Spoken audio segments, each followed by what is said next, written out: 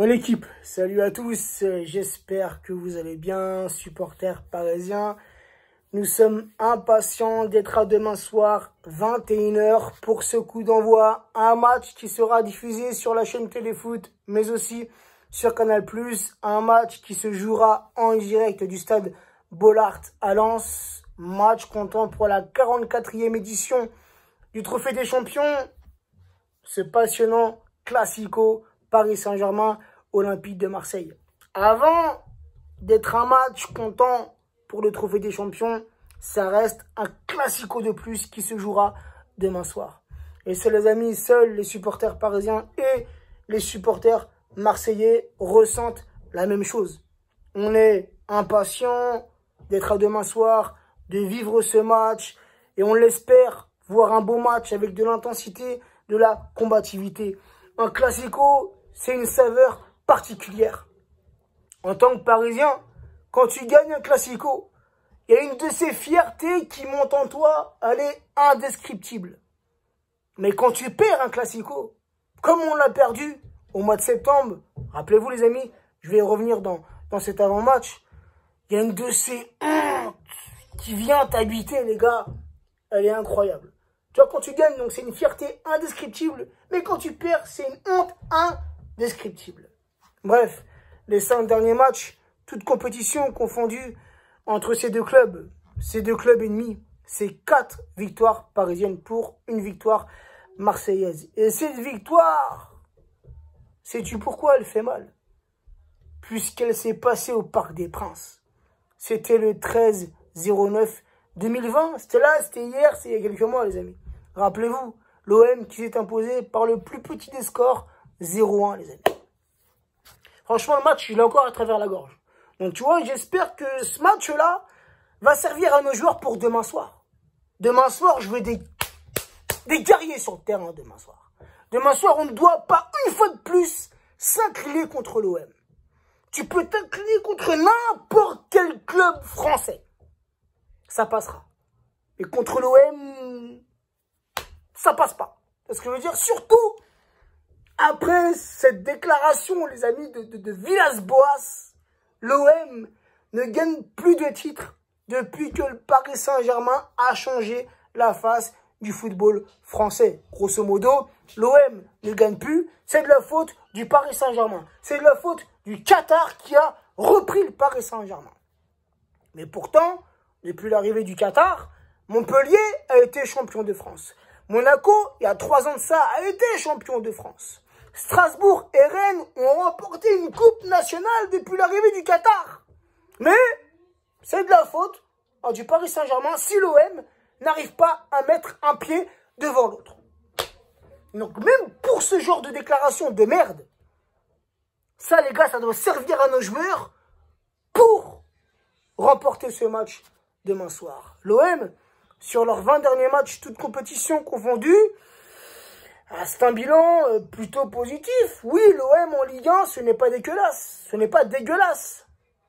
Contrairement à ce qu'on a pu voir en Ligue des Champions. Un l'OM qui est revenu cette saison en Ligue des Champions après un long temps d'absence. Mais l'OM a fait un passage éclair. Dernier, pour ne pas changer. Comme la dernière fois que vous y avez participé. C'était dernier avec 0 points. Là, ça, vous avez un petit peu mieux. Ça va, c'est bien. Mais l'OM, sinon, sur leurs 20 derniers matchs, toutes compétitions confondues, 8 victoires, 5 nuls pour 7 défaites. Donc, tu vois, l'OM, c'est un peu en ce moment les montagnes russes. Le Paris Saint-Germain, sur nos 20 derniers matchs, toutes compétitions confondues, 13 victoires, 3 nuls pour 4 défaites. C'est joué ce week-end un match de Ligue 1. L'OM s'est déplacé à Dijon, match nul 0-0. Le Paris Saint-Germain recevait Brest à la maison, victoire 3-0 de nos Parisiens. Et c'était la première victoire de Mauricio Pochettino sur le banc parisien, tout comme demain soir. Ça sera la première pour Pochettino sur le banc parisien pour un trophée des champions. Lui, l'ancien joueur, lui, l'ancien capitaine qui en a joué des classicos. Et lui qui sait l'importance d'un classico. Donc j'espère qu'il va faire passer ce message à nos joueurs. Mais nos joueurs aussi le savent.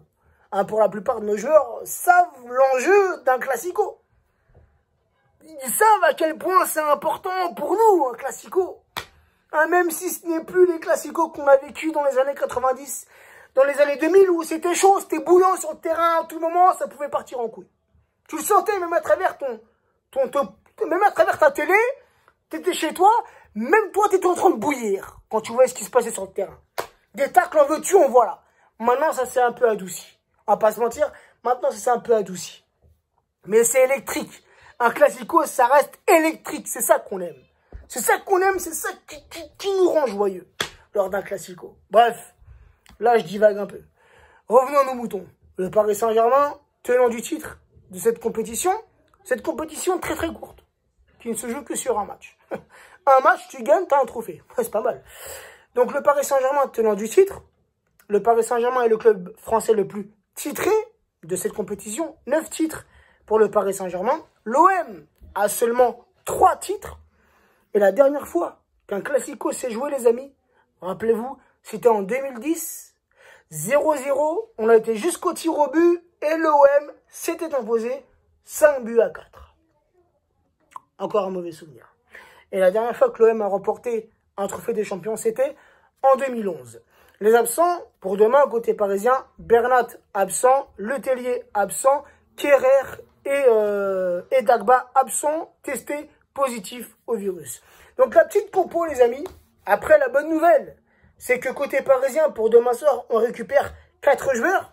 On récupère Danilo, on récupère Paredes, Kimpembe, et c'est surtout, les gars, le retour de Neymar.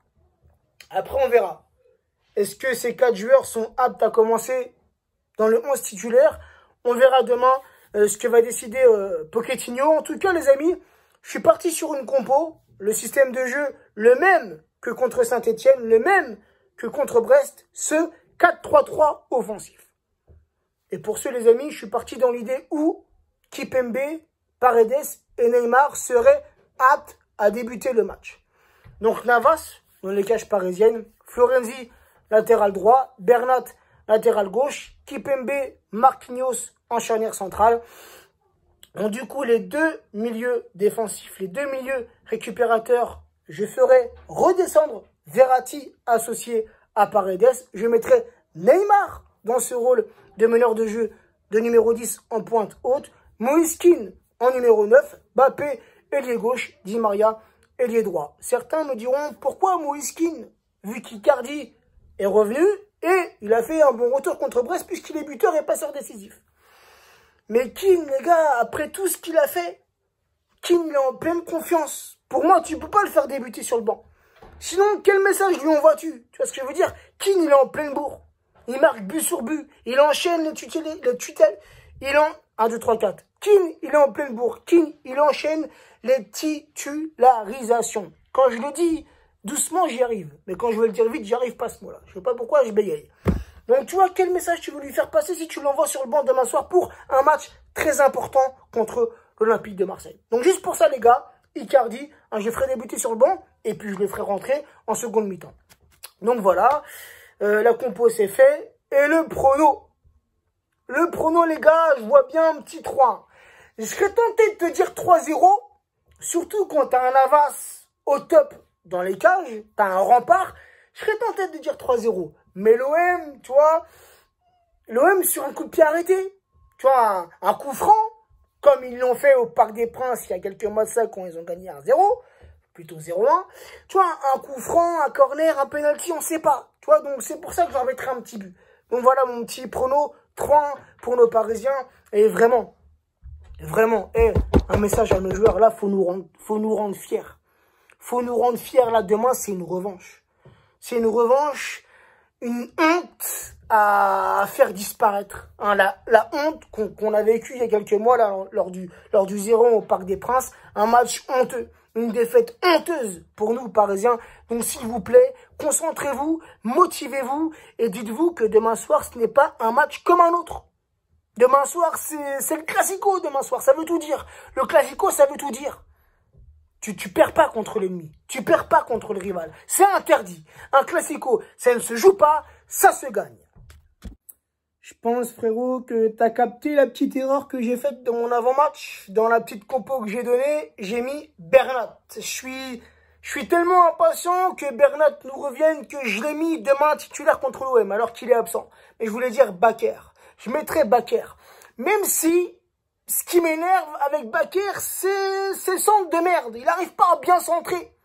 Mais il n'y a que ça que je peux lui reprocher. Sinon, Bakker, depuis qu'il enchaîne les matchs, il fait de très bons matchs. Donc demain, je le mettrai titulaire. J'ai plus confiance en Bakker qu'en Kurzawa.